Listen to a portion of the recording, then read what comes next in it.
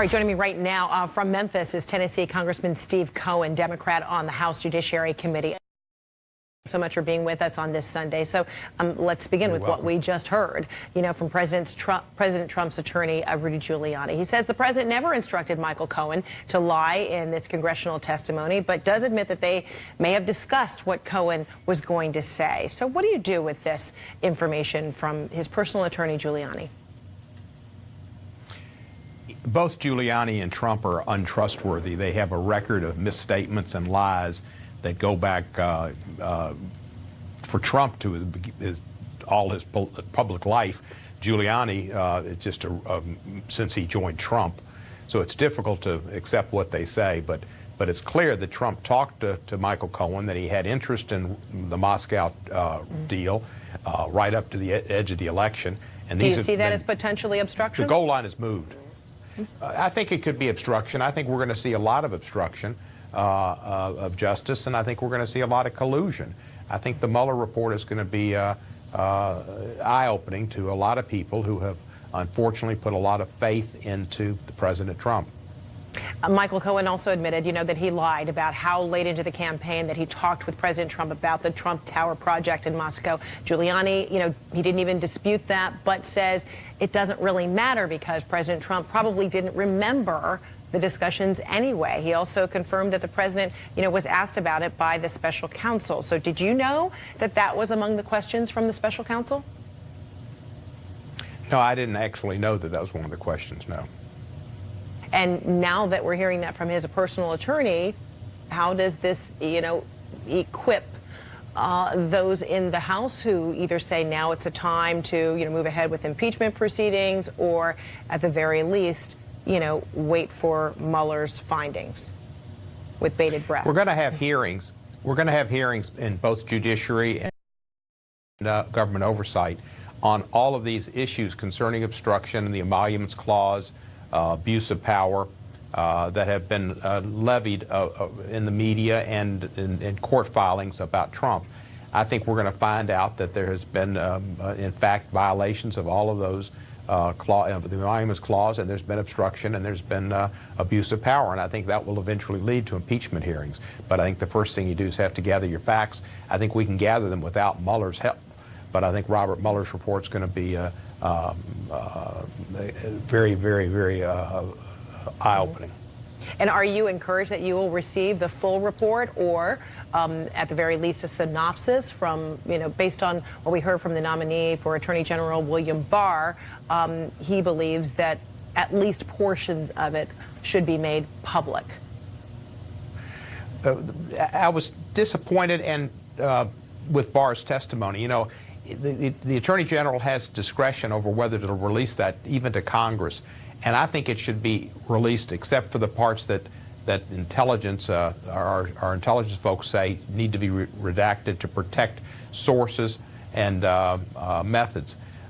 We should see it all, and I think maybe that's the deal we should make with Trump on his border wall. He gives us the entire report redacted only by CIA folks, and he gives it to Congress and to the American public, and that might be the deal, and he agrees to have that be seen in public.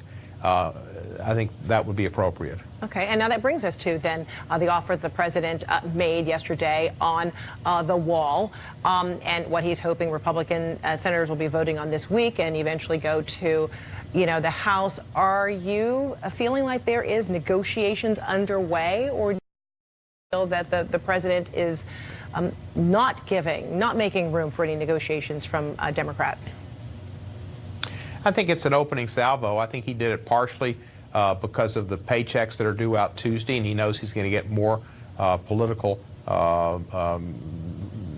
hurt because of that. And I think he did it because Nancy Pelosi had her trip and trip is the wrong word probably, but her journey to Afghanistan, which is no place you really want to go, but you go out of a sense of duty, and he wanted it to be so to make it look like this was important for the Speaker to be there to respond to his proposal. If you do anything with the DACA, it needs to be a permanent path to citizenship, and it doesn't need to be 3 years, and it doesn't need to be And I'll be surprised if the Senate passes even what he's proposed. We'll see, but I'll be surprised if it passes the Senate. But it's going to be a difficult slog. But to get the full funding for his wall, which is unnecessary. And you remember, the Mexicans were going to pay for it. Who's going to pay for it? Mexico. We've forgotten all about that. Now it's the American taxpayers and the American government employees who are being held hostage for paying for the wall. The wall's up where it needs to be, and barriers are up where they need to be. And what we need is technology, more money, and personnel. And the Democrats have offered more money for immigration courts, more money at the ports of entry for technology, more money for drones. And those are things we need to offer. And they're in the president's proposal. He could accept part of a loaf, but he wants to have his wall. His wall is just something he's got.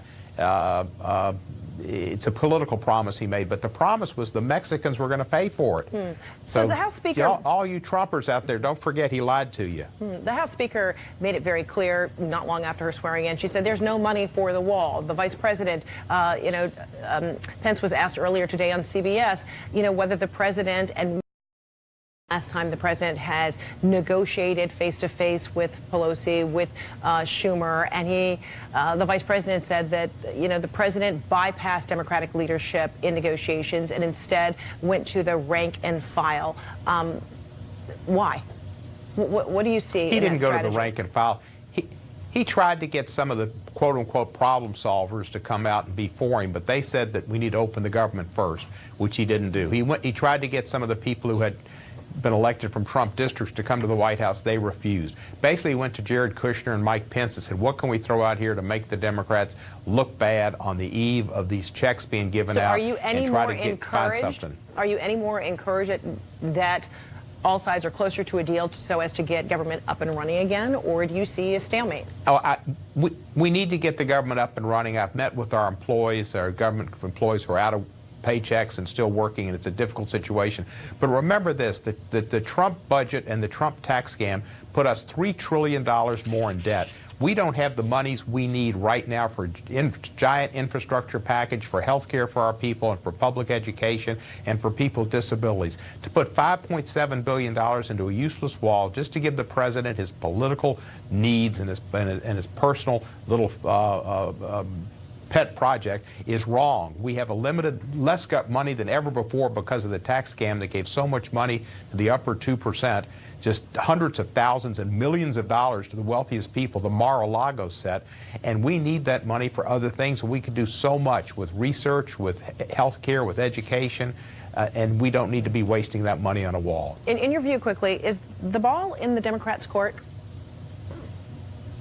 The ball's really in the president's court. The president's supposed to be running the government. That's what he takes an oath to do, and that's his job as chief executive, is to keep the government open and running and working. And he has failed 30 days into a shutdown. It's the Trump shutdown. The Democrats and Republicans, both in Congress, Article 1, we appropriate the money. Yes, he can veto it, but he needs to. The Senate should have passed the bills which we've passed to open the government. We've done it 8 times. Given them to the president. If he wanted to veto them, go through the process and see if we can override his vetoes and get the government opened without the wall. It's possible we could have done that. But Mitch McConnell has become the Mitch shutdown as well, because he hadn't put the votes up in the Senate and he hasn't gone through the process. The government is supposed to be operated by the chief executive, and he has failed to